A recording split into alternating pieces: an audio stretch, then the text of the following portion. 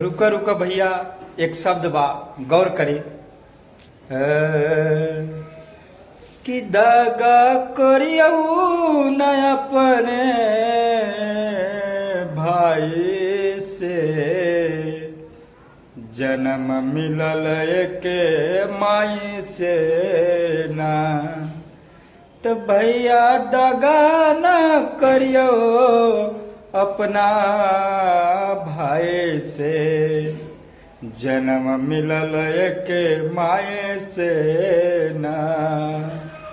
तो भैया दगा न करियो सगा अपना भाई से, जन्म मिलल के माए से ना।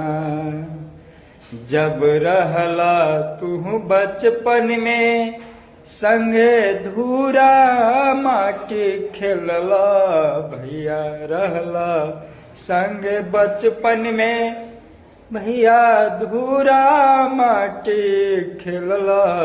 कबहू भेद न रखला भाई से, कबहू कोई न ऐसन बतियाए। भैया कौन बात भइलवा अपना भाई से, दगा न करिह भाई से।